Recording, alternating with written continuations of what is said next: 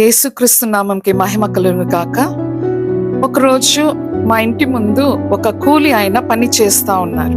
అప్పుడు మా హస్బెండ్ వెళ్ళి ఆయన దగ్గర చెప్దామని వెళ్ళినప్పుడు యేసు తెలుసా అని చెప్పారు. అప్పుడు ఆయన యేసు గురించి నాకు బాగా తెలుసు అని చెప్పారు. అప్పుడు ఆయన చెప్పిన సాక్ష్యము నా హృదయాన్ని తాకిందండి. ఆయన ఏం చెప్పారంటే 2004లో ఆయన చెన్నైలో ఉన్నారంట. డిసెంబర్ 26 సునామీ వచ్చింది, అందరికీ తెలిసిందే.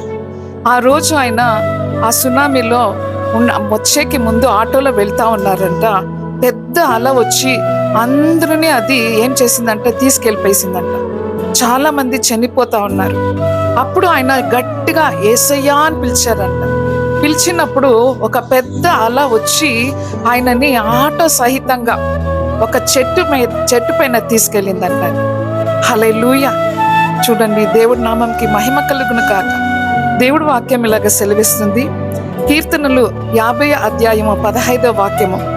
ఆపత్కాలమున నీవు నన్ను కూర్చి మొరపెట్టుము, నేను నిన్ను విడిపించెదను, నీవు నన్ను మహిమపరచెదవు. మీరు ఆపత్తులో ఉన్నారా? కష్టంలో ఉన్నారా? ఈ సమయంలో దేవుణ్ణి చూసి మొరపెట్టండి. దేవుడు మిమ్మల్ని విడిపిస్తారు. అప్పుడు మీరు దేవుడిని మహిమపరుస్తారు. God bless you all.